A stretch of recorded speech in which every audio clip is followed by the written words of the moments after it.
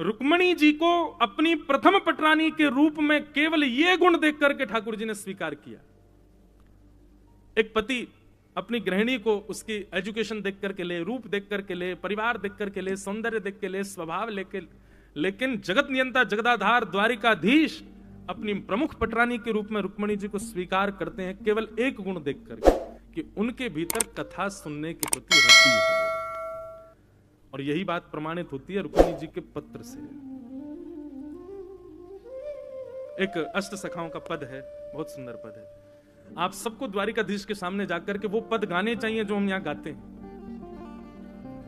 यह मांगू गोपी जन वल्लभ, यह मांगू गोपी जन वल्लभ। सब द्वारिका आए हो और ब्रज के प्रतिनिधि में आए हो आप लोग। ये आप सब लोगों को जो ये आईडी कार्ड दिए गए हैं ना, ये इसलिए नहीं है कि आप इस कथा के उत्सव के यजमान आदि हो, नहीं, आप इस उत्सव में किसी ना किसी रूप से सहभागी हो, मतलब आप सब ब्रजवासी हो। और इस भाव से आप इसको पहन करके भी यदि मंदिर में जाओगे तो द्वारिकाधीश आपकी जरूर सुनेंगे। एक भाव मात्र, क्योंकि ब्रज लिखा है उस पर, ब्रज द्वारिका मिलन महोत्सव। द्वारिकाधीश से जाकर के ये प्रार्थना कर देना, बहुत सुंदर पद है। हमें द्वारिकाधीश जी से क्या चाहिए?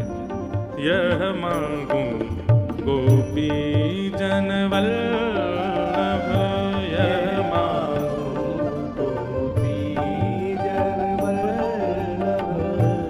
मानुष जन्म और हरि सेवा, मानुष जन्म और हरि सेवा, मानुष जन्म और हरि सेवा, मानुष जन्म और हरि सेवा। ब्रज बसि बोधी जो मोहि सुलभ, ब्रज बसि बोधी जो मोहि सुलभ। कितनी सुंदर कामना है, ऐसी कामना हर व्यक्ति को करनी चाहिए। क्या मांग रहे हैं ठाकुर जी से? मानुष जन्म। एक तो ठाकुर जी कृपा करना, इस जन्म में तो आपने मानव बनाया, अगले जन्म में फिर मानव बनाना। मानुष जन्म, लेकिन अगले जन्म में कुछ प्रायोरिटीज रखिएगा।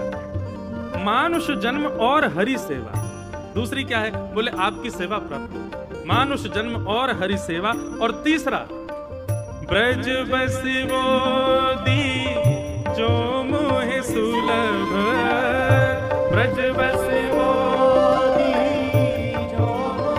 अभी 14 तारीख को ठाकुर जी का जन्मोत्सव, हमारे गिरधर लाल जी का। उस दिन हम पूरी बधाई गायन के बाद एक पद जरूर गाते हैं। क्या? बधाई में दीजो श्री ब्रजधाम।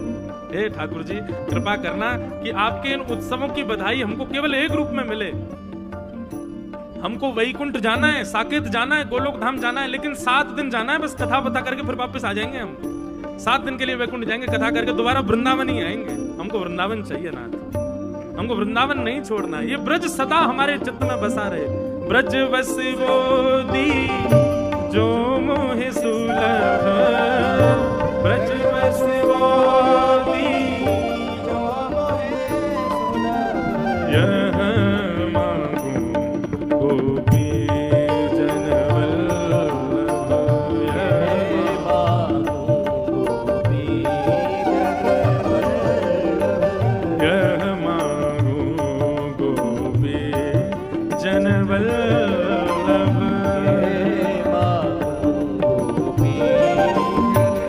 और श्री वल्लभ कुल को चेरो, श्री वल्लभ कुल को चेरो, श्री रामानुज कुल को चेरो, श्री रामानुज कुल को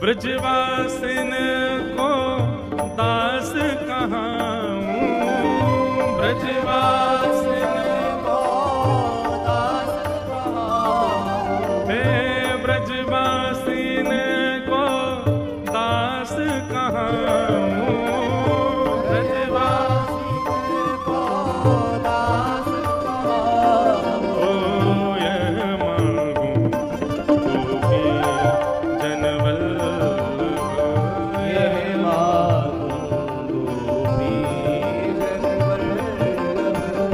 श्री यमुना जल नित प्रति नहाऊं, श्री यमुना जल नित प्रति नहाऊं, मन वच क्रम कृष्ण गुण गाऊं, मन वच कृष्ण गुण गाऊं, मन वच कर्म कृष्ण गुण गाऊं, मन वच कर्म कृष्ण गुण गाऊं। और ये सब तो मांगते जा रहे हैं हम ठाकुर जी से, और इन सब को पुष्ट कौन करेगा?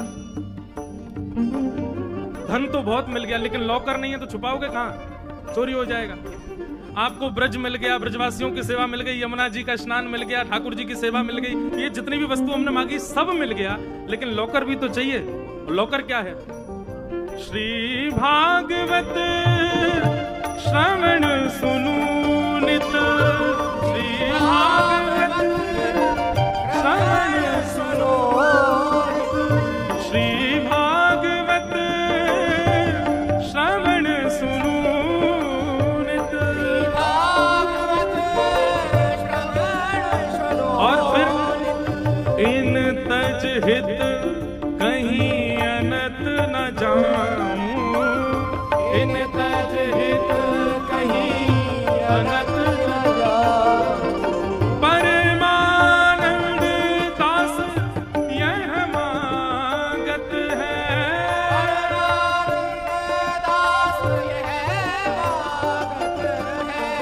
परमानंद दास यह मांगत है, परमानंद दास यह मांगत है। अंतिम पंक्ति तो बहुत ही सुंदर है। सब मांग लिया ठाकुर जी से, और सब मांगने के बाद भागवत जी मांगे, और भागवत जी मांगने के बाद अंतिम भाव क्या है? नित निरखूं कबहू न अघाऊं, नित निरखूं कबहू न। हे नाथ, मैं खाने में थक जाऊं, भोजन करने में थक जाऊं, सोने में थक जाऊं, नाचने में थक जाऊं, सब कार्यों में थक जाऊं नाथ, लेकिन जब आप मेरे सामने खड़े हो, स्वामी श्री हरदास जी महाराज कहते हैं, ऐसे ही देखत रहूं तो मैं जन्म सफल कर मानूं, प्यारी को भामतो भामती को प्यारो, युगल किशोर एक ही जान, यह मांगूं गोपी जन वल्लभ। श्री परमानंद दास जी कह रहे हैं, नित निरखूं कबहू न अघाऊं, नित निरखूं कबहू न अघाऊं, यह मांगूं गोपी जन वल्लभ, यह मांगूं गोपी जन वल्लभ। मानुष जन्म और हरि सेवा,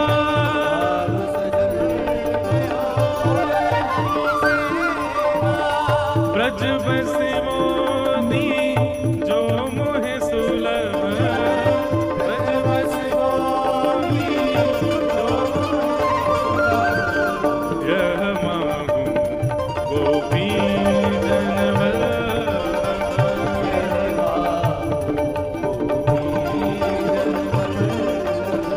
यह मांगूं गोपी जन वल्लभ, यह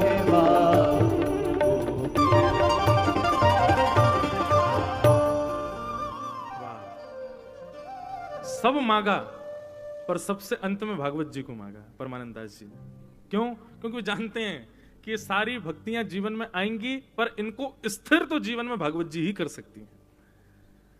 बंधुओं, सब, चाहे आप किसी भी संप्रदाय से हो, किसी भी मत से हो, किसी भी भाव से हो, सब जगह भागवत जी प्रधान है, कथा प्रधान है। कथा की प्रधानता इसलिए विशेष है क्योंकि जैसा कि अभी एक भाव आया ना, हम कथा सोच के नहीं करता, मैं जो मन में भाव आता बोल देता हूं। अब मन में भाव आया, लॉकर है, ये सारे धन हैं, ठाकुर जी की सेवा करना, नाम जप करना, तिलक करना, वैष्णव भाव रखना, संतों की सेवा करना, ये सारे धन हैं और इनका लॉकर है श्रीमद् भागवत जी। यदि भागवत जी जीवन में होंगी तो सब व्यवस्थित होता रहेगा, इकट्ठा होता रहेगा।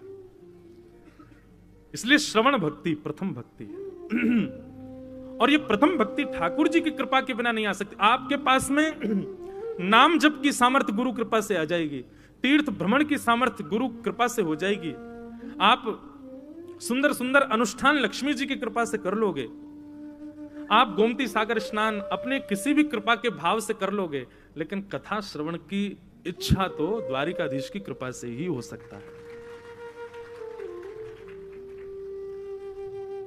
अगर कथा में बैठा हुआ श्रोता मुझसे कभी पूछता है ना कि महाराज जी ठाकुर जी की हम पे कृपा कब होगी, तो हम कहते हैं ये अभाग्य आपका कि आप कथा में बैठ के ये पूछ रहे हैं। श्रीमद् भागवत स्वयं फल है। श्रीमद् भागवत कोई फल देती नहीं है, क्योंकि भागवत की कथा सुनना सबसे बड़ा फल है। इसलिए कभी भागवत जी से फल की याचना मत करो। कई जगह कथा होती है तो अनाउंसमेंट वाले सब बोलते हैं फल के भागीदार बनिएगा, महाराज जी 3 बजे आए, आप 2:30 बजे आ जाना, और आपको इतना फल चाहिए हो तो इतने बजे आ जाना, और कथा का एक भी दिन नहीं जाना चाहिए। अंतिम दिन तो महाराज 6 दिन किसी ने कथा नहीं सुनी हो, अंतिम दिन कथा सुनने से सारे फल मिल जाते हैं उसको। अच्छी बात है, लोगों के हृदय में जागरूकता प्रकट करने के लिए बात ठीक है, लेकिन हमें लगता है श्रीमद् भागवत स्वयं फल है।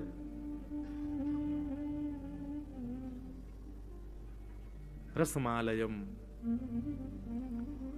निगम कल्प तरोर गलितम फलम, श्रीमद् भागवत फल है और फल से रस मांगा जाता है, फल से भूख की निवृत्ति मांगी जाती है, फल से अन्य फलों को प्रकट करने की सामर्थ्य रूपी बीज मांगा जाता है, फल से फल नहीं मांगा जाता। श्रीमद् भागवत से रस मांगो, श्रीमद् भागवत से अपनी सांसारिक क्षुधाओं की निवृत्ति मांगो, श्रीमद् भागवत से अन्य भाव प्रकट हो ऐसे बीज मांगो। और एक बात कहें, यदि कोई व्यक्ति इस संकल्प से कथा करा ले कि मुझे श्री कृष्ण चाहिए,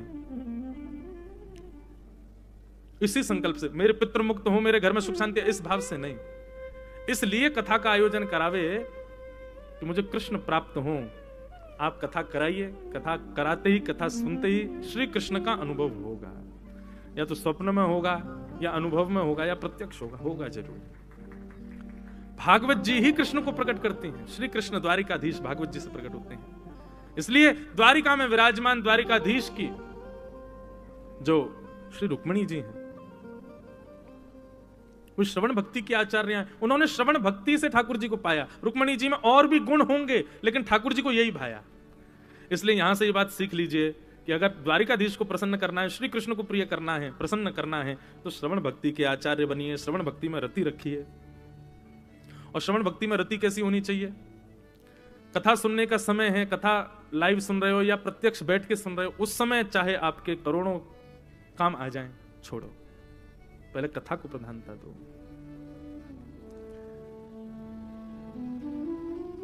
कथा को विशेषता दो।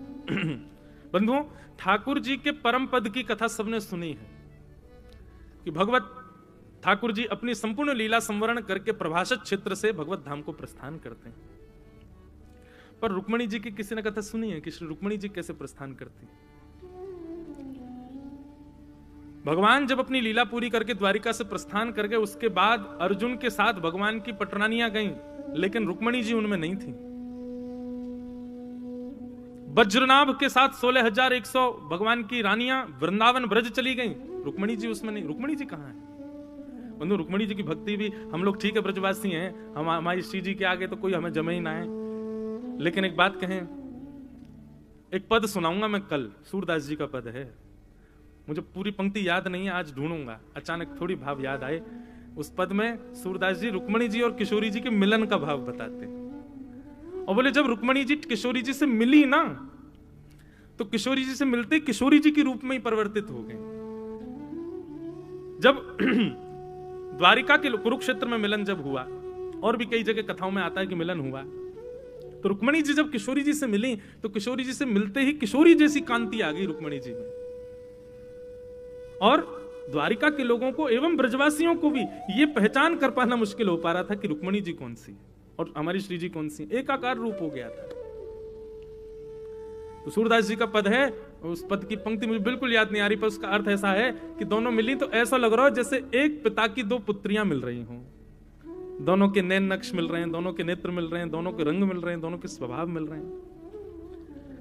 भले ही हम ब्रजवासी किशोरी जी को प्रधानता दें, पर किशोरी जी से मिलने के बाद रुक्मणी जी भी किशोरी जी ही हो गई।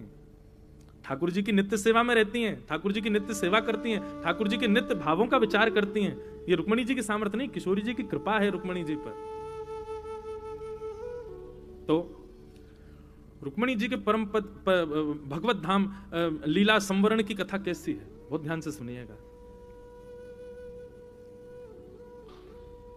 श्री भृगु ऋषि का द्वारिका आगमन हुआ। एक बात तो निश्चित है, संसार में कुछ भी होता है सब ठाकुर जी की इच्छा से ही होता है। तो भृगु ऋषि पधारे द्वारिका, और द्वारिका जैसी आए तो यहां के महाराज सब धनवान लोगों ने, पूरी द्वारिका धनवानों की है, बड़े बड़े सेठ साहूकार सब लोगों ने द्वार मार्ग पर दोनों तरफ पुष्प लेकर के सब खड़े हो गए। महाराज इतने बड़े संत पधार रहे हैं, उनके स्वागत में सब लोग पुष्प वर्षा करने लगे। जैसे ही पधारे आकर के उन्होंने कहा कि हम चातुर्मास करना चाहते हैं, कौन करेगा हमारी व्यवस्था। अब सब लोग उनको देख करके सब मन में विचार करने लग जाएं कि भाई इनको 4 महीना कौन सहन करे, कहीं क्रोध रह जाए तो फिर 2 मिनट में ये नाराज हो जाते हैं। सब लोग सेठ साहूकार आगे आकर के हाथ जोड़ें, और फिर जैसे वो कहें हम चातुर्मास करना चाहते हैं द्वारिका क्षेत्र में रह करके, कौन करेगा व्यवस्था, सब पीछे हो जाएं, कोई नहीं करे। बलराम जी आए, बलराम जी ने प्रणाम किया तो उनसे कहा हाँ भाई बलभद्र जी आप करेंगे व्यवस्था, मुंह पे बहुत काम है महाराज। हाँ, आगे और भी बड़े बड़े सेठ हैं, मैं कहीं चूक कर गया तो। सबको प्रणाम करते हुए जैसे द्वारिकाधीश और श्री रुक्मणी जी दोनों खड़े थे, थोड़े चेहरे पर लालिमा आ गई, थोड़े क्रोध में भर गए ऋषि। द्वारिकाधीश बोले आप हमारे नगर में पधारे भगवान, आपका सत्कार, हमारा सत्कार स्वीकार करें। बोले सत्कार क्या स्वीकार करें, जब से आए किसी ने भी एक बार भी झूठे मुंह भी हमसे ये नहीं कहा कि हम आपकी सब व्यवस्था करेंगे। अरे कोई संत ऋषि कृपा करते हैं नगर के ऊपर तब वहां चातुर्मास करते हैं, हम आपकी द्वारिका में आए, आपकी द्वारिका कैसी है, बस नाम के सब लोग दिखावे के धनवान है, यहां पर कोई हमारी सेवा नहीं करना चाहता। ठाकुर जी बोले महाराज औहदे से सेवा होती है ना, अब आपके लायक कोई है ही नहीं, हम ही हैं आपके लायक, इसलिए हर कोई नहीं कर पा, हम करेंगे, आप आज्ञा करो, जैसी जो व्यवस्था कहेंगे सब करने को तैयार। ठाकुर जी ने चरणों में प्रणाम किया।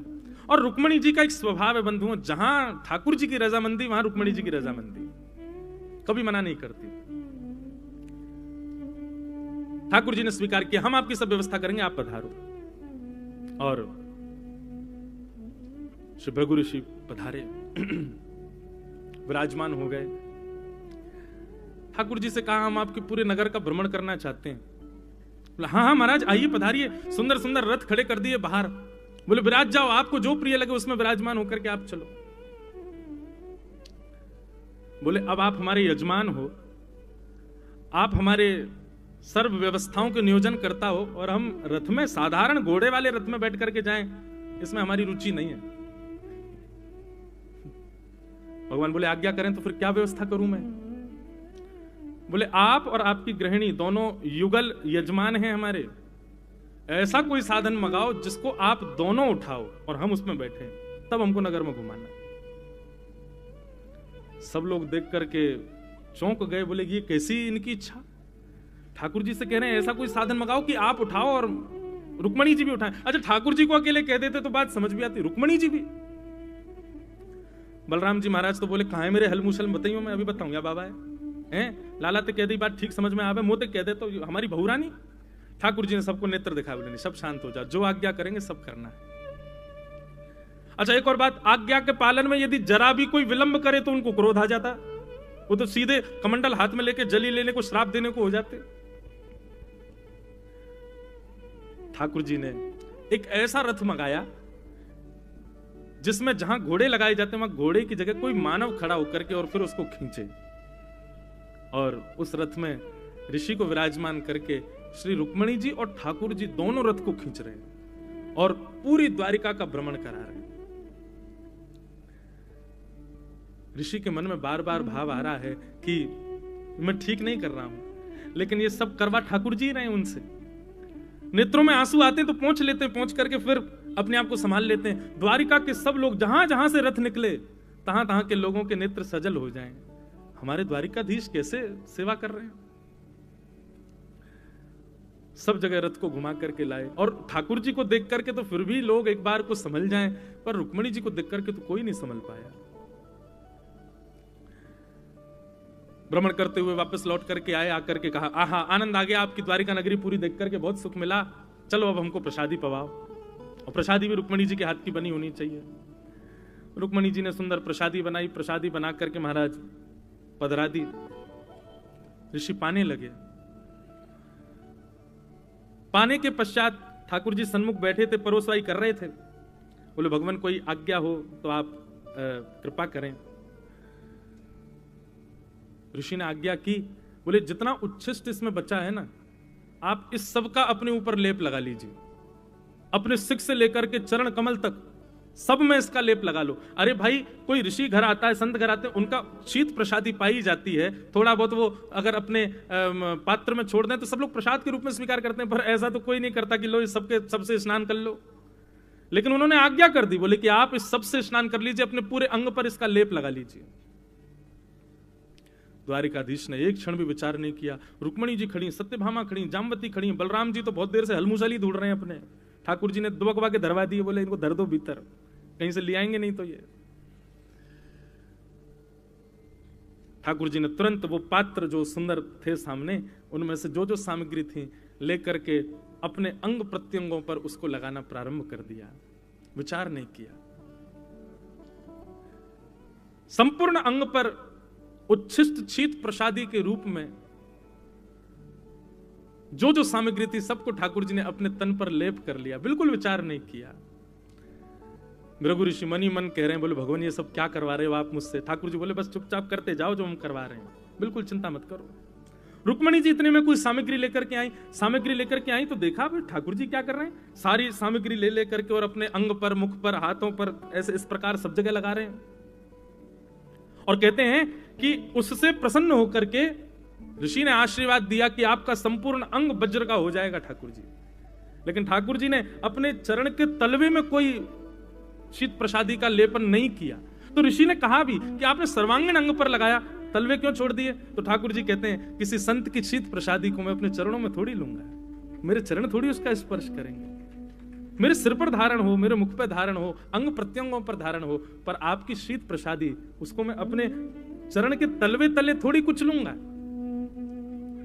ठाकुर जी ने अपने तलवे पर नहीं लगाया, सर्वांगीण अंग पर लगाया। परंतु रुक्मणी जी इस भेद को समझ नहीं पाई। रुक्मणी जी आई और ठाकुर जी पर हंसने लगी, बोले जी क्या कर रहे हो आप, अरे शीत प्रसादी पाई जाती है, अंग पर कौन लगाता है। भृगु ऋषि के इतने में भृगुटी टेढ़ी हो गई, ऊपर उठा लेंगे। बोले अच्छा, हमारी बताई हुई आज्ञा पर रुक्मणी जी हंस रही हैं, अभी श्राप देता हूं। रुक्मणी जी बोले अरे गलती हो गई महाराज, मुझे पता नहीं था आप क्या कह रहे हैं। बोले नहीं, आपके हृदय में विचार भी कैसे आया कि क्या कह रहे हैं क्या नहीं कह रहे हैं, ये विचार मात्र क्यों हुआ आपको। आज्ञा गुरु नाम अविचारणीयाम, गुरु की आज्ञा पर विचार नहीं करते हैं, विचार किया इसीलिए आप हंस रही हो। रुक्मणी जी को ठाकुर जी शांत करने लगे, बोले कुछ मत कहो। बोले मैं क्या करूं, मैं तो कुछ कहा ही नहीं, थोड़ी सी मुस्कुरा गई तो उसमें ही नाराज हो गए। बोले क्षमा मांग लो और दंड के लिए पूछो कि आप दंड दे दीजिए। रुक्मणी जी ने तुरंत चरणों में प्रणाम किया, बोले कि आप जो दंड देंगे मुझे स्वीकार है, मुझसे अपराध हो गया। बोले तुम्हारा यही दंड है, जाओ द्वारिकाधीश से 12 वर्ष के लिए दूर हो जाओ, वियोग हो जाएगा। रुक्मणी जी तो मूर्छा जैसी आ गई। बोले कोई भी दंड दे देते, स्वीकार कर लेती, लेकिन आपने तो मुनिवर प्राण मांग लिए हमारे। ठाकुर जी हाथ पकड़ रहे हैं, बोले स्वीकार कर लो। अब रुक्मणी जी ने स्वीकार नहीं, बोल दिया कि आप कोई भी दंड दे स्वीकार है, पर प्राण मत मांगे। अब इतनी भी वाद विवाद क्यों कर रही हो, देख नहीं रही हो भृगु ऋषि हैं। भृगु ऋषि बोले अच्छा अब फिर संशय, पहले तो दंड मांगा और दंड दिया तो वो भी अस्वीकार। अब एक ही उपाय है आपके पास, या तो राजी राजी 12 वर्ष के लिए आप स्वीकार करो, नहीं तो हम क्रोधित होकर के अगर द्वारिका से गए तो आप हमेशा के लिए द्वारिकाधीश से विमुक्त हो जाओ। रुक्मणी जी बोली, या तो 12 वर्ष का वियोग सहूं या जीवन भर का वियोग सहूं, मेरे लिए तो एक क्षण भी बहुत बड़ा है। गोपियां गोपी गीत में एक बात कहती है ना ठाकुर जी के लिए, त्रुटि युगायते त्वाम पश्यता। एक बार जो ठाकुर जी को एक बार अपने नेत्रों से देख लेता है, उसकी स्थिति कैसी हो जाती है, फिर एक क्षण के लिए भी ठाकुर जी अगर दिखेंगे नहीं ना, तो ऐसा समय व्यतीत होगा जैसे 3 युग बीत गए हों। एक बार ठाकुर जी किसी के नेत्रों को दिख गए तो उसके बाद वो दर्शन के बिना रह नहीं पाएगा, और दर्शन के बिना यदि एक क्षण भी व्यतीत होगा तो 3 युग के समान हो, ऐसा लगेगा कितना समय व्यतीत हो गया। पराम्बा जगदम्बा श्री रुक्मणी जी साधारण नहीं है बंधु, सदा श्री कृष्ण के संग रहती हैं, तो कहीं ना कहीं कृष्ण भक्ति उनके हृदय में भी है। तब नेत्र भर आए, कहा भगवान जैसी आप आज्ञा करें, मैं चली जाऊंगी, मैं 12 वर्ष का वियोग स्वीकार करना मुझे मंजूर है, पर एक क्षण भी द्वारिकाधीश के बगैर रहना यह संभव तो नहीं है, पर फिर भी मैं रहने का प्रयास करूंगा। भृगु ऋषि अपने आप मन में स्वयं ठाकुर जी से बात करें, भगवान आप मुझे कितने बड़े पाप का भागी बना रहे हैं, मैं आप दोनों युगलों को दूर कर रहा हूं और पूरा विश्व कहेगा मैंने दूर किया। ठाकुर जी बोले, नहीं, इसके पीछे कारण है भगवान, आपको ये करना पड़ेगा, बहुत सावधानी से सुनिएगा। भगवान रुक्मणी जी को एकांत में जाकर के कहा, आप चिंता मत करो, आप सुंदर एक विग्रह बालुका से बनाइएगा, हम अपना आवेश उस विग्रह में आपके पास छोड़ देंगे, तो जब भी आपको हमारा स्मरण हो उस विग्रह का दर्शन करना, आपको लगेगा हम सामने ही बैठे हैं, आप हमसे चर्चा करना, वार्ता करना, जो आपको भाव लगे सब करेंगे, परंतु ये होना जरूरी है, नहीं तो ऋषि नाराज हो जाएंगे। और श्री रुक्मणी जी ने स्वीकार किया और बेट द्वारिका में जाकर के श्री रुक्मणी जी ने 12 वर्ष तक ठाकुर जी का वियोग, और उसी 12 वर्ष में ठाकुर जी की एक सुंदर बालुका से प्रतिमा बनाई, जिसकी आज भी बेट द्वारिका में द्वारिकाधीश के रूप में सेवा होती है। पर यह सब हुआ क्यों? ठाकुर जी ने किशोरी जी को, श्री रुक्मणी जी को भेजा ही क्यों? क्योंकि लक्ष्मी जब तक द्वारिका में रहेगी तब तक परम पद और अपनी लीला संवरण का कार्यक्रम हम कर नहीं पाएंगे। लीला संवरण के लिए, यदुवंशियों की मति भ्रमित करने के लिए, और ये सब जो वाद विवाद पूरी द्वारिका में हुए, इसको करने के लिए तो लक्ष्मी विहीन द्वारिका को होना पड़ेगा। और इसलिए श्री रुक्मणी जी बेट द्वारिका में विराजमान हुई। भृगु ऋषि रोने लगे, बोले भगवान आपने क्या करा दिया मुझसे? बोले कि यही कारण बनेगा हमारी लीला के संवरण का, रुक्मणी जी यहां रहेंगी तो यह संभव नहीं हो पाएगा। और दोनों लीलाओं में वहां हमारे रघुनाथ जी ने भी श्री लक्ष्मी जी को भेजा है, तभी लीला संवरण का कार्य संभव हो पाया। और यहां पर भी श्री लक्ष्मी जी को, रुक्मणी जी को दूर भेजा द्वारिका से। लक्ष्मी विहीन होते ही आचार्य विहीन हो जाएगा व्यक्ति, तो स्वच्छंद बुद्धि हो जाएगी, और स्वच्छंद बुद्धि होते ही नकारात्मकताएं प्रवेश करेंगी। नकारात्मकताएं प्रवेश करते ही निश्चित नकारात्मकताएं प्रवेश करते ही, कहा रो भैया सब लोग इधर देखो, गुरु विहीन मत हो आप लोग। लक्ष्मी विहीन होते, आचार्य विहीन होते ही नकारात्मकताएं बुद्धि में प्रवेश करेंगी, और बुद्धि में नकारात्मक प्रवेश करते ही ये मूल्य को नहीं समझेंगे, भाव को नहीं समझेंगे, गुरु प्रदत्त भावों को नहीं समझेंगे, युद्ध करेंगे, गलत मार्ग का उपयोग करेंगे, संत ऋषियों का अपमान करेंगे, और सर्वनाश होगा उससे। इसलिए लक्ष्मी विहीन हुई द्वारिका, इसलिए रुक्मणी जी को भेजा गया बेट द्वारिका। तब रुक्मणी जी गईं और जाकर के बेट द्वारिका में ठाकुर जी के साथ में वियोग सहने लगे। रुक्मणी जी को भगवान ने एक बात कहकर के बेट द्वारिका भेजा, बोले रुक्मणी जी आपको 12 वर्ष इतने भारी लग रहे हैं, और वहां ब्रजवासी जिनका मैं प्राण हूं 100 वर्ष हो गए मुझसे मिले हुए, आज तक मेरे प्रेम भक्ति के बल पर जीवित है। प्रेम इसे नहीं कहते कि आप प्रेमी से विमुक्त होकर के अपने प्राण त्याग दो या फिर किसी भी प्रकार का कोई अनीत कृत्य करो। प्रेम इसे कहते हैं कि हमारा प्रेमी सदा चित्त में विराजमान रहे, हमारी मन बुद्धि चित्त भाव स्थिति सदा उसमें लगी रहे, इसको प्रेम कहते हैं। भले ही उसका प्रत्यक्ष हमारे सामने दर्शन ना हो रहा हो, लेकिन हमारी चित्त वृत्ति और प्रत्येक अंग उसका स्मरण करे, इसे प्रेम कहते हैं। आपको यदि ये 12 वर्ष व्यतीत करने हैं तो उसके लिए आप श्री जी का स्मरण करो, किशोरी जी का स्मरण करो, ब्रजवासियों का स्मरण करो, और नित्य वहां पर किसी वक्ता के द्वारा हमारी ब्रज की लीला सुनती रहना, आपको बल मिलेगा, और मेरी सेवा करना। तब रुक्मणी जी बेट द्वारिका में जाकर के विराजमान हुई, और जैसे ही लक्ष्मी का यहां से प्रवास हुआ, यदुवंशियों की बुद्धि भ्रमित हो गई। भगवान रोज उपदेश देते थे तो अब तक समझ आता था, लेकिन रुक्मणी जी के जाने के बाद अब ठाकुर जी के उपदेश भी समझ में नहीं आते। भगवान कहते हैं संतों का अपमान कभी मत करना, नहीं तो भगवान होके भी नहीं बचाऊंगा मैं। और उन्हीं यदुवंशियों ने संतों के अपमान के लिए शाम्ब को साड़ी पहना करके संतों का अपमान किया, और संतों ने श्राप दे दिया, जाओ पूरे यदुवंश का सर्वनाश करने वाला लोहपिंड जन्म लेगा। और फिर कथाएं तो बहुत सारी हैं। एक कथा और आती है कि द्वारिका में किसी को श्राप लगा ही नहीं था, भगवान जबरदस्ती सबको सोमनाथ ले गए ताकि श्राप लगे। क्यों? बड़ी बड़ी रहस्यमयी कथाएं। द्वारिका विश्वकर्मा ने बनाई है, और श्राप लगना, सूतक लगना, पातक लगना, ये सब वहां संभव होते हैं जो ब्रह्मा की पृथ्वी है। तो द्वारिका में किसी को श्राप लगा ही नहीं था। लेकिन जब यदुवंशी सब भगवान के पास गए तो भगवान जाके कहने लगे, भगवान हमको श्राप लग गया, आप कोई उपाय बताओ, अब क्या करें क्या करें। अरे हमको तो श्राप लग गया, आप पूरे विश्व के पाप निवारित करते हैं, सबके श्राप नष्ट करते हैं, यदुवंशियों के श्राप भी दूर करो। भगवान बोले यही नहीं करना है हमको। क्यों? बल के ऊपर यदि कोई नेतृत्व करता ना हो तो बल का व्यक्ति दुरुपयोग करता है। ठाकुर जी कहते हैं मुझे लीला पूरी करनी है और मैं लीला पूरी करके जाऊंगा, मतलब मैं नेतृत्व करता इनके ऊपर नहीं रहूंगा, तो ये मेरे द्वारा प्राप्त किए धन बल, सम्मान बल, सबका ये दुरुपयोग करेंगे, इसलिए इनका विनाश करवाना जरूरी है। ठाकुर जी बोले एक उपाय है। बोले क्या? बोले हमारे सौराष्ट्र में सोमेश्वर महादेव हैं, सोमनाथ। हमने सुना है कि चंद्रमा को जब अपने रूप से विहीन होने का श्राप लगा, तब सोमेश्वर महादेव की उपासना करके चंद्रमा को सोमेश्वर महादेव ने कहा 15 दिन तुम श्राप में रहोगे, रूप विहीन होगे, फिर 15 दिन हमारा आशीर्वाद लगेगा, तुम फिर से रूप में आ जाओगे। तो हो सकता है हमारे यदुकुल को लगे श्राप को वरदान में परिवर्तित सोमेश्वर महादेव कर दें, तो सब लोग चलो नाव में बैठ बैठ कर सोमनाथ जी जाएंगे, ब्राह्मणों को दान करेंगे, वहां अभिषेक करेंगे। ये जब बात भगवान ने कही तो यदुवंशी नाचने लगे, और यदुवंशियों का नृत्य देख कर सब नाच रहे थे, लेकिन कोने में उद्धव बैठा भगवान को देख रहा था। भगवान बोले क्या बात है?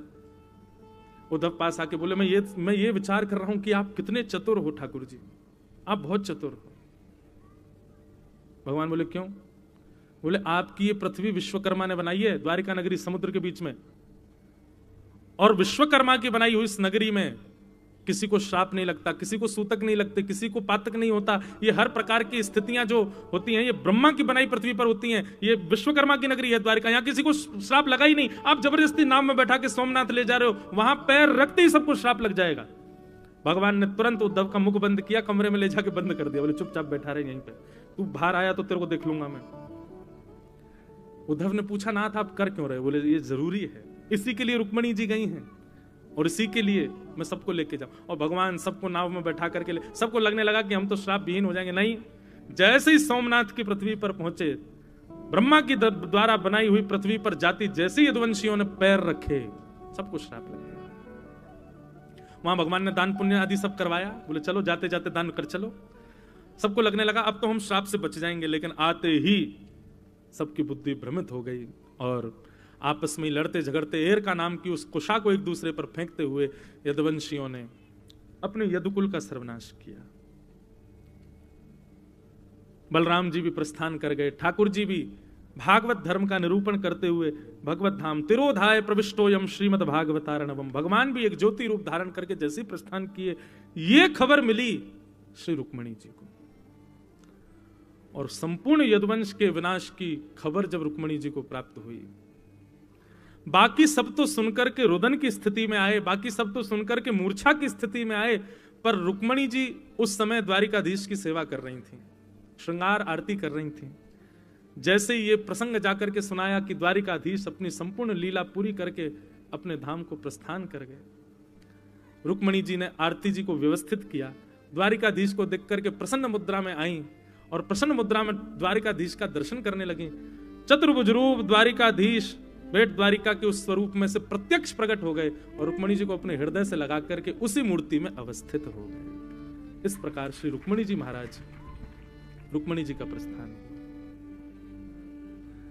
प्रसंग तो और बड़ा है, प्रसंग तो और भाव है उसमें, पर अभी दूसरा ही दिन है कथा को, हम क्यों प्रस्थान की कथा सुने। पर ठाकुर जी के लीला संवरण को सबने सुना, पर रुक्मणी जी के लीला संवरण, वे अनन्य भक्ता हैं ठाकुर जी की।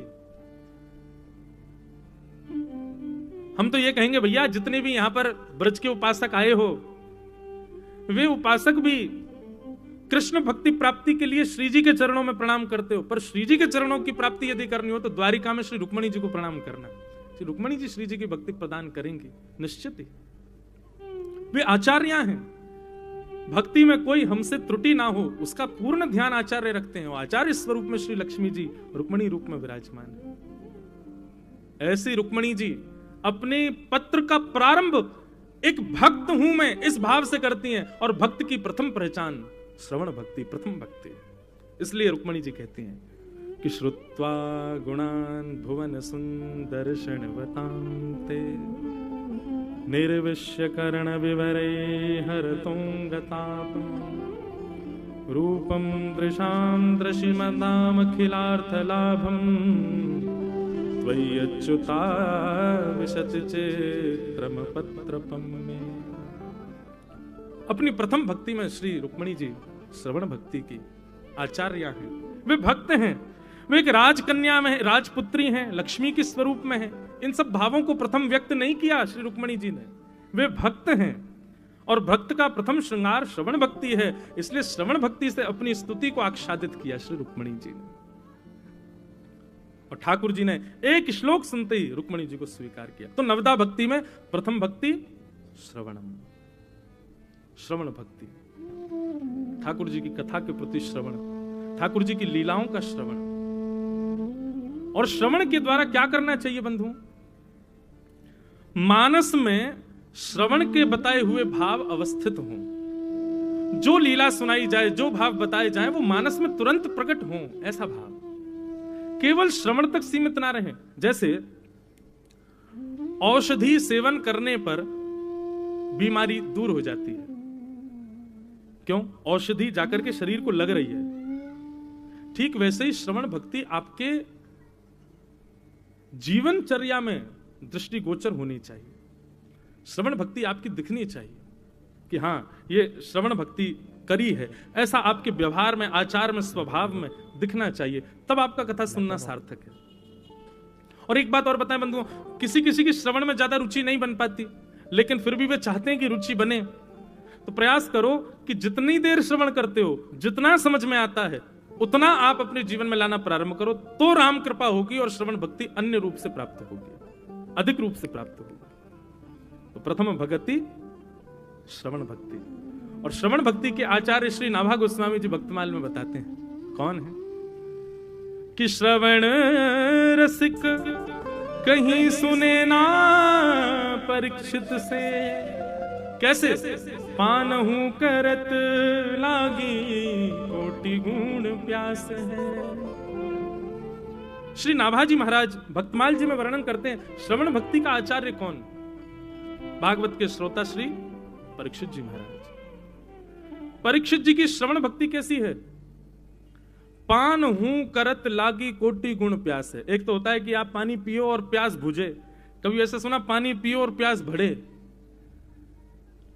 परीक्षित जी की भक्ति ऐसी है, वो जितनी कथा सुनते हैं उतनी कथा सुनने की इच्छा और ज्यादा प्रकट हो जाती है उनके चित्त में। अभी और सुनना है, अभी और सुनाइए भगवान, और श्रवण कराओ, ऐसी भाव। और इस बात का प्रमाण मिलता है जब चतुर्थ दिवस की कथा आती है, कृष्ण जन्मोत्सव प्रारंभ होता है, उससे पहले एक श्लोक में संपूर्ण कृष्ण कथा 2 श्लोकों में सुना करके जब सुखदेव जी मौन हो गए, तब परीक्षित से कहते हैं, परीक्षित अब कथा पूर्ण हो गई।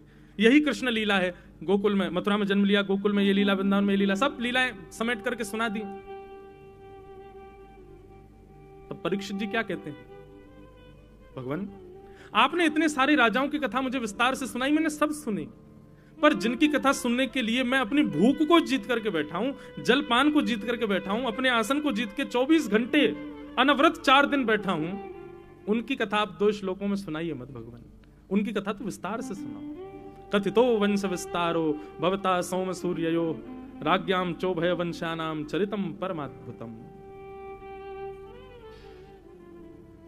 परीक्षित जी कहते हैं भगवान मुझे विस्तार से सुनाओ। तब सुखदेव जी कहते हैं, बोले परीक्षित थोड़ी देर उठ के बाहर घूम लो, जलपान कर लो, कुछ पा लो। जल भी नहीं पिया तुमने 4 दिन से, कुछ पान करके पुनः आके बैठ जाओ, थोड़ी देर का एक ब्रेक ले लो, फिर कथा सुनाता हूं। तब परीक्षित क्या कहते हैं, हे भगवान आप इतनी सुंदर कथा सुना रहे हैं कि उस कथा ने ही मेरे भोजन के स्थान, जल के स्थान आदि आदि जिससे भी शरीर जीवित रहना चाहिए, उन सब स्थानों पर अब कथा विराजमान हो गई है।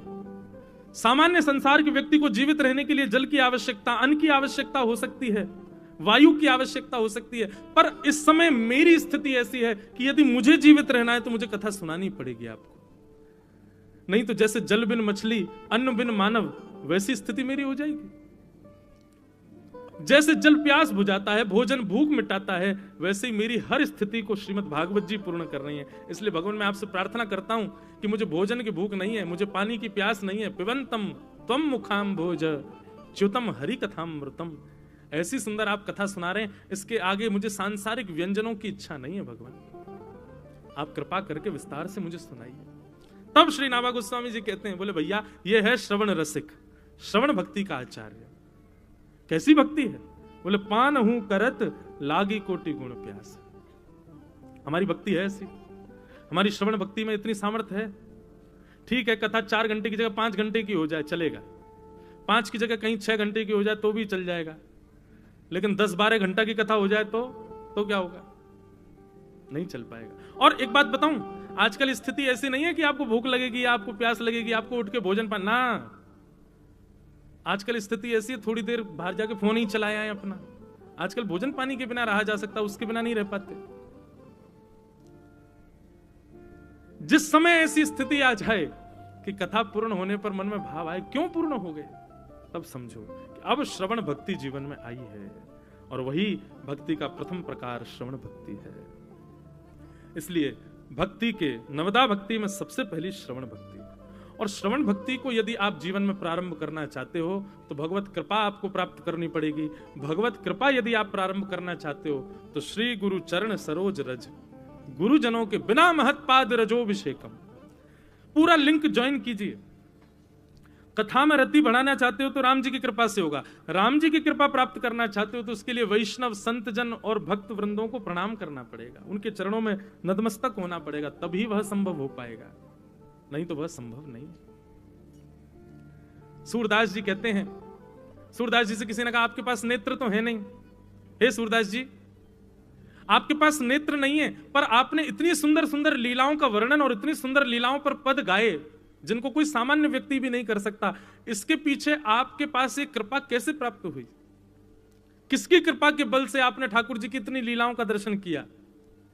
तब सूरदास जी गाते हैं, भरोसो दृढ़ इन चरणन केरो, श्रीवल्लभ नख चंद्र छटा बिन, श्रीवल्लभ नख चंद्र छटा बिन, सब जग माझे अंधेरो, भरोसो दृढ़ इन चरणन केरो। सूरदास जी कहते हैं मेरे गुरुदेव की कृपा, मैं अपने गुरुदेव के बल पर यह संभव कर पाया कि नेत्र चक्षु ना होते हुए भी मैंने ठाकुर जी की उन लीलाओं का दर्शन किया जिसका वर्णन भी कई ग्रंथों में नहीं है। ऐसी लीलाओं का दर्शन सूरदास जी ने किया और श्रेय देते हैं अपने गुरुदेव को। श्री वल्लभ नख चंद्र छटा बिन, सब जग माझी अंधेरो। वास्तव में आंधरा मैं नहीं हूं कि मेरे पास नेत्र नहीं है, आंधरे वो हैं जो गुरुजन के प्राप्त करते हुए भी भगवत दर्शन, भगवत कृपा अपने जीवन में प्राप्त नहीं कर पा रहे, वो अंधे हैं। बंधुओं, एक बार गुरु आश्रित हो गए, उसके बाद यदि भगवत दर्शन जीवन में, भगवत अनुभव अपने जीवन में नहीं हो रहे हैं, तो निश्चित है कि आप अभी केवल दीक्षा लिए हो, अपने गुरु को मन वचन कर्म और हर स्थिति से स्वीकार नहीं कर पाए। मैं तो आज देखो स्वच्छंद भागवत के मंच से कह दूं, द्वारिका की भूमि है, मेरी गुरु दीक्षा भी यहीं हुई है, गोमती समुद्र के तट पर, और गुरुदेव भी सामने बैठे, और सुनो गोविंद भी बैठे। ये निश्चित ही गुरु कृपा से ही मुझे प्राप्त है। लोग पूछते हैं आप कहां से लाए ठाकुर जी, कैसे मिले आपको? तो जो सूरदास जी का भाव है वही भाव है।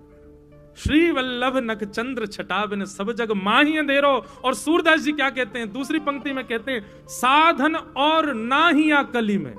आप कितने भी प्रयास कर लो, कलयुग में दूसरे किसी साधन से आपको भगवत प्राप्ति होगी नहीं। गुरु प्रसन्न हो जाए तो ही संभव हो सकता है। हम पर तो बड़ी कृपा रही कि हमारे गुरुजी पिताजी ही हैं, तो वैसे ही प्रसन्न रहते हैं। पिता तो वैसे ही प्रसन्न रहता है पुत्र से, और पुत्र के रूप में शिष्य हो तो और प्रसन्न हो जाते हैं। तो डबल प्रसन्नता का ही प्रतिफल है। श्री गिरधर लाल जी आ गए, सेवा करा रहे हैं। कलयुग में और कोई साधन नहीं है बंधुओं, आप कितने भी साधन कर लीजिए। और ये बात केवल सूरदास जी नहीं, अब मैं तो प्रमाण सब जगह के दूंगा ना, भागवत जी भी कहती हैं प्रयच्छति गुरु प्रीतो वैकुंठम योग दुर्लभम। यदि गुरु प्रसन्न हो जाए, गुरु यदि प्रसन्न हो जाए तो सारे साधन एक तरफ, गुरु की प्रसन्नता एक तरफ। गुरु यदि प्रसन्न हो जाए तो द्वारिकाधीश को गोद में आना पड़ेगा, बैठना पड़ेगा, आपके हाथों से सेवा स्वीकार करनी पड़ेगी। गुरु यदि प्रसन्न नहीं है, आप लगे रहो साधनों में। लोग कहते हैं जीवन में महाराज जी गुरु दीक्षा होनी चाहिए। एक तो गुरु दीक्षा का मतलब नहीं जानते लोग सोचते हैं केवल गुरु मंत्र ले लो और शंख चक्र यहां पधरवा लो और माला ले लो, बस हो गया काम, बस इसी से ही कल्याण हो। अरे नहीं, दीक्षा से पूर्व दिशा लो, पहले गुरु के वचन अटल कर मानो। ये भी सूरदास जी कहते हैं, गुरु के वचन अटल कर मानो, साधु समागम कीजे, मन रे कृष्ण नाम कह लीजिए। पूज्य पिताजी गाते हैं कि मन रे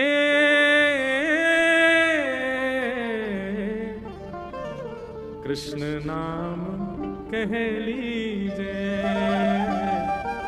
बांके बिहारी कह लीजे। सूरदास जी के पद हैं, धुन पूज्य पिताजी की, बहुत सुंदर है। गुरु के वचन अटल कर मानो, साधु समागम कीजे, गुरु के वचन अटल कर मानो, साधु समागम कीजे। सूरदास प्रभु शरण ताकिए, शरण ताकिए, बिरथा काहे जीजे, मन रे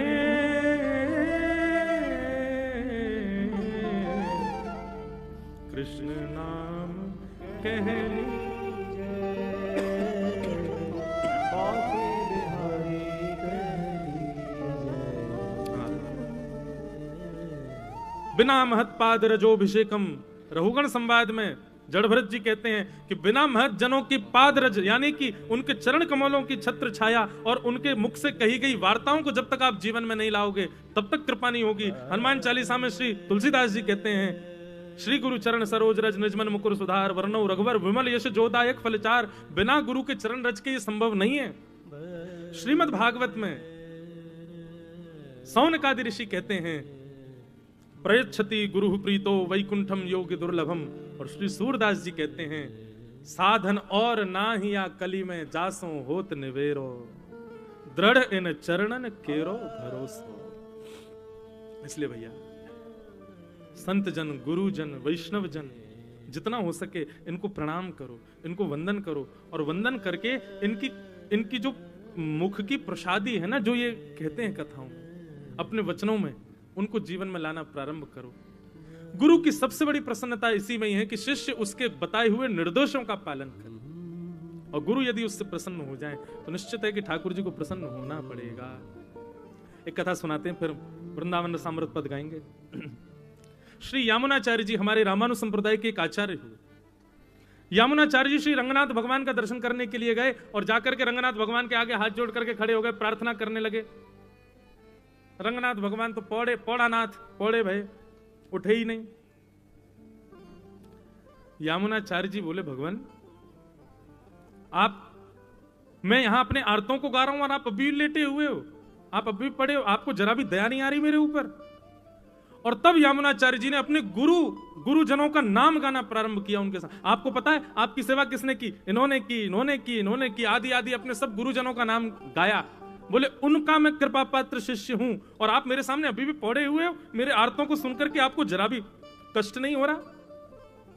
जैसे ही गुरुजनों का नाम गाया, महाराज श्री रंगनाथ मंदिर में विराजमान श्री रंगम शेष शैया पर पड़े हुए श्री लक्ष्मी नारायण भगवान चतुर्भुजधारी ठाकुर जी जैसे ही गुरुजनों का नाम लेकर के कहा कि मैं इनका पर शिष्य हूं, इनका पर शिष्य हूं, इनका शिष्य हूं, ये सब मेरे गुरुजन हैं। अपने गुरुजनों का जैसे परिचय दिया, शेष शैया पर पौड़े ठाकुर जी तुरंत उठ करके बैठ गए। बैठ करके महाराज तुरंत उनको हृदय से लगा लिया, हृदय में भर करके आनंदित हो गए। बोले वाह वाह वाह, बड़े आनंद की बात है कि आप इनके शिष्य हो। इसलिए दुनिया में कहीं भी जाएं, पिता के नाम से अपना परिचय दो, माँ के नाम से परिचय, गांव के नाम से परिचय, और ठाकुर जी के सामने जाओ तो गुरु के नाम से परिचय दो। ठाकुर जी ये हमारे गुरु जी। अच्छा, ये तो हमारे गुरु जी हैं और ये हमारे आदि गुरु हैं। जैसे आदि गुरु कौन? गुरु तो अब कोई भी हैं, आदि गुरु कौन है? जैसे हमारे श्री यामुनाचार्य जी, श्री रामानुजाचार्य जी, ये हमारे आदि गुरु हैं। श्रीनाथ स्वामी जी, ये हमारे आदि गुरु हैं।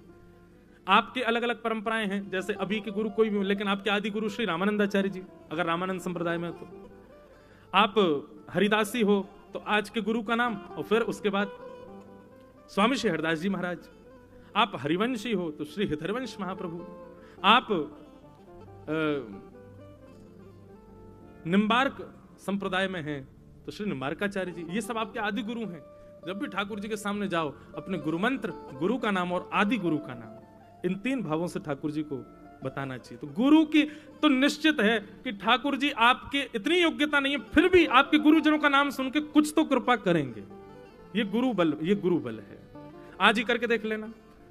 हम तो कोई बात में मेरा विश्वास नहीं है कि केवल यहां बनावटी बोल दी और चले गए हम अपने कमरा, आप अपने कमरा। नहीं, अब भी प्रैक्टिकल शाम को ही करो। 5 बजे ही जाइए द्वारिकाधीश का दर्शन करने। कुछ मत करके जाइएगा, केवल अपने गुरुजनों का स्मरण करके ठाकुर जी का दर्शन करना। कुछ तो अनुभव होगा, और वो होगा जरूर, लेकिन प्रैक्टिकल कर जरूर लेना। जरूर करिए। तो श्रवण भक्ति प्रथम भक्ति, और प्रथम भक्ति का श्रीमद् भागवत के रुक्मणी पत्र के प्रथम श्लोक से समन्वय, और श्री रुक्मणी जी आचार्य हैं, इस भाव से हमने सुना। अब कल दूसरी भक्ति कौन सी आएगी? कीर्तन भक्ति। अब कीर्तन भक्ति द्वारिका में किसके भीतर है, ये हम कल सुनेंगे। श्रवण भक्ति तो श्री रुक्मणी जी में, अब कीर्तन भक्ति किसके भीतर है द्वारिका के अंदर, और उनसे हम क्या सीखना है, कैसे करना है, ये कल के प्रसंग में सुनेंगे। बंधुओं, आज ठाकुर जी का उत्सव का द्वितीय क्रम है। हमारे परम पूजनीय प्रातस्मरणीय भगवत धाम वाले पूज्य महाराज जी हमारे मध्य में पधारे हैं, और आपके संग में आपके पूज्य श्री उत्तराधिकारी महाराज जी, जिनका बहुत स्नेह मेरे प्रति रहता है, और आपको विश्व भर के समस्त संत वृंद भी खूब आनंद से मस्त राम बाबा बुलाते हैं, क्योंकि आप मस्त रहते भी हैं। खूब बढ़िया सुंदर महाराज जी के सानिध्य में कथा भी दास की हो चुकी है। अगले वर्ष फिर एक बार हापुड़ की धरती पर कथा है। महाराज जी पधारे हैं और 3 दिवस महाराज जी यहाँ विराजेंगे, हम सब पर कृपा करेंगे। आप सब वैष्णवों को जिनको भी महाराज जी का दर्शन करना हो तो ये सामने वाली बिल्डिंग में 4th फ्लोर पर महाराज जी विराजेंगे। समय हम महाराज जी से पूछ करके बता देंगे। तो जो भी संत जन आए उनका समय एक निर्धारित रहेगा, उनसे मिलने के लिए आप लोग बिल्कुल ऐसे मत जाना कि ऊपर जाके वहां पर तबाही मचाया हो। तो दिखना चाहिए कि यहाँ कथा सुन के आते हैं इंद्रेश जी की, बड़े शिष्टाचारी भक्त हैं इनके, ये सब श्रोतागण बड़े बढ़िया हो, तो बड़े प्रेम से सब जाना, सब संत जन जो भी आए सबको प्रणाम करना। साथ ही हमारे बटुक जी श्री अंकित जी महाराज भी यहाँ विराज रहे हैं।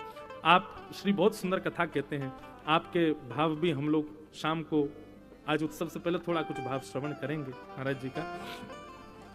आपके सुंदर संयोजन में 10 मार्च से विदिशा की, मध्य प्रदेश की भूमि विदिशा में भागवत की कथा, और वैसे तो वहां पर भी ऐसा ही है कि किसी एक प्रसंग पर ही कथा का क्रम रहेगा। अब प्रसंग क्या रहेगा ये हमारे लाल जी जाने। तो 10 मार्च से वहां कथा का क्रम रहेगा, बड़े आनंद से हम लोग श्रवण करेंगे। आज बंधुओं शाम के सत्र में हमारे बड़ोदरा की कल्याण राय हवेली के पूज्य महाराज जी श्री द्वारकेश लाल जी महाराज वल्लभ कुल के आचार्य हैं, उनके सुपुत्र हमारे परम आदरणीय भी हैं, परम मित्र भी हैं, श्री शरणम कुमार जी, वे पधार रहे हैं।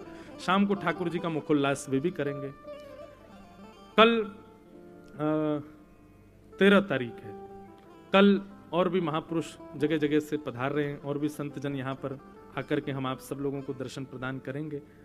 परसों ठाकुर जी का जन्मोत्सव है।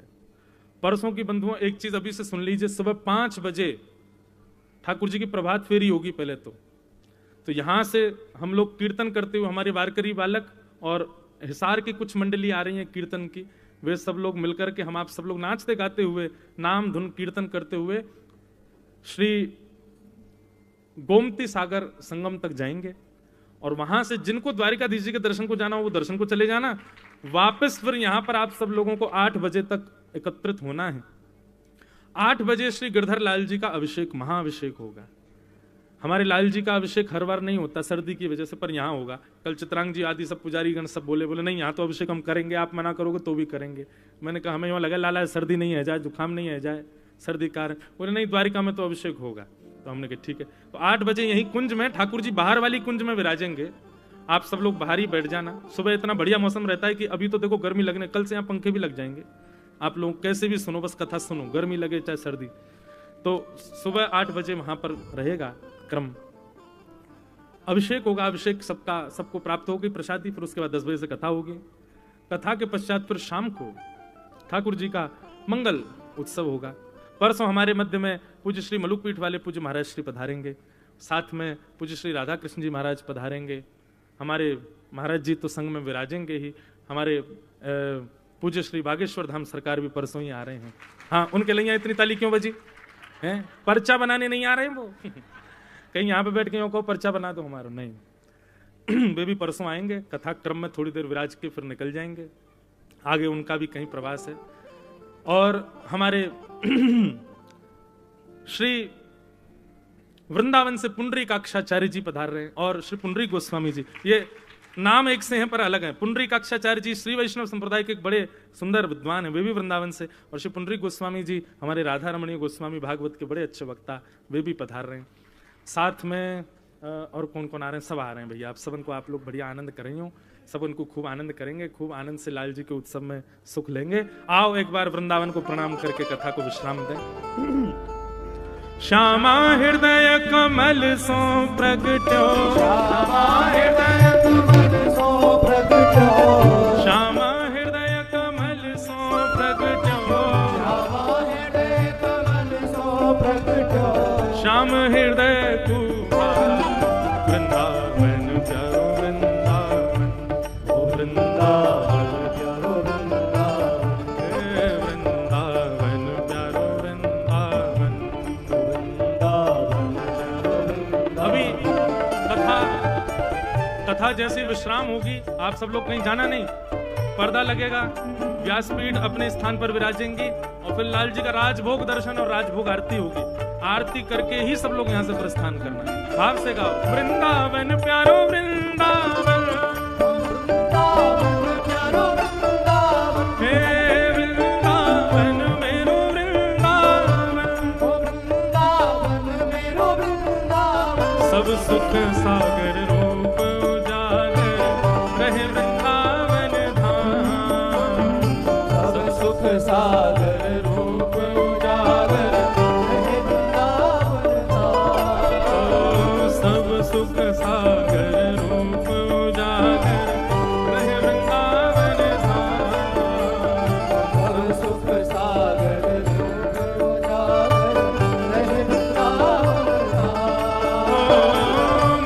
रूप गोस्वामी प्रकट कियो जहाँ, रूप गोस्वामी प्रकट कियो, श्री रूप गोस्वामी प्रकट कियो जहाँ, रूप गोस्वामी प्रकट कियो, राधा गोविंद रूप निधान, वृंदावन प्यारो वृंदावन, वृंदावन प्यारो वृंदावन, हे वृंदावन मेरो वृंदावन, वृंदावन प्यारो वृंदावन, रूप गोस्वामी प्रकट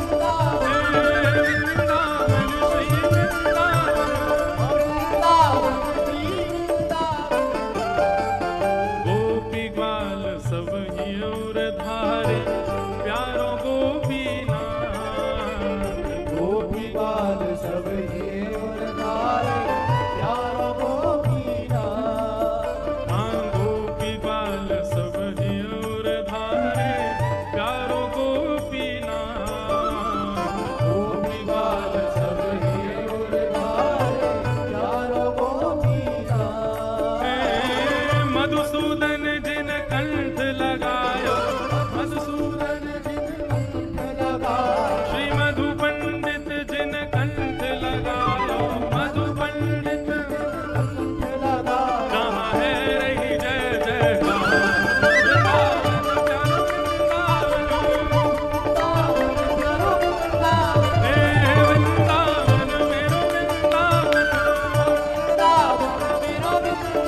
मधु पंडित जिन कंठ लगायो, मधु पंडित कहाँ है रही जय जयकार, वृंदावन प्यारो वृंदावन,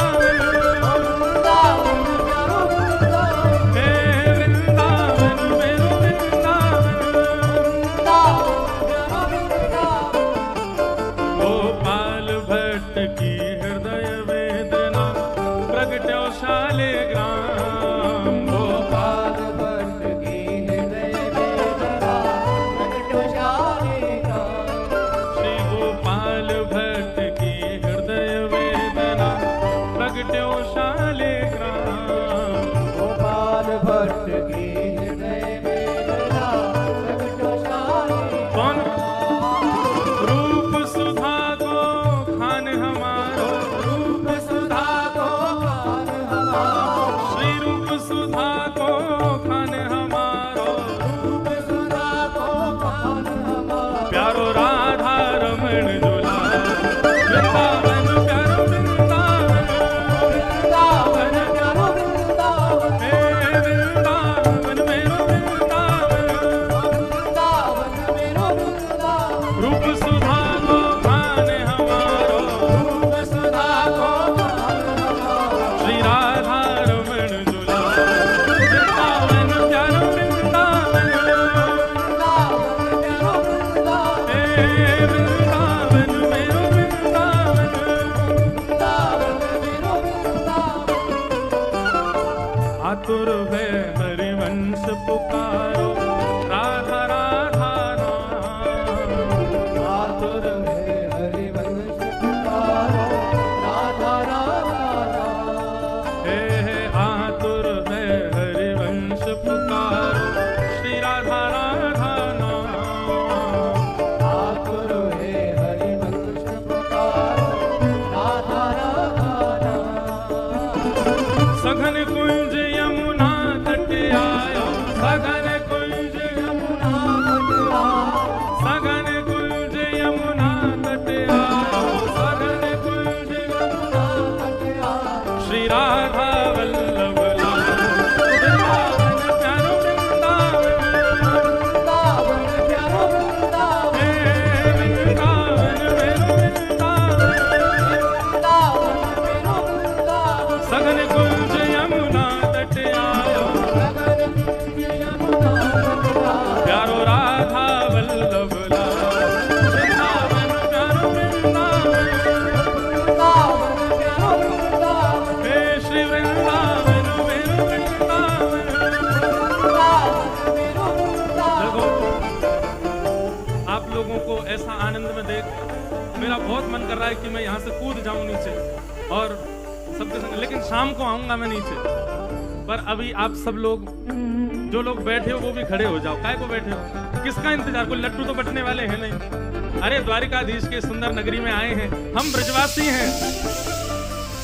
कैसे ब्रजवासी? अभी आप सब लोग ब्रज के प्रतिनिधि हो ना। श्री राधा रानी के पग पग पे प्रयाग, जहां केशव की केली कुंज कोटि कोटि काशी है। यमुना में जगन्नाथ, रेणुका में रामेश्वर, तरु तरु पे पड़े रहते अयोध्या निवासी है। गोपिन के द्वार द्वार हरिद्वार बसत, जहां बद्री केदारनाथ फिरत दास दासी है। स्वर्ग अपवर्ग लेकर करेंगे हम क्या? अरे जान लो हमें, हम वृंदावन वासी हैं। जान लो हमें, हम वृंदावन वासी हैं। हाँ, जान लो हमें, हम वृंदावन वासी हैं।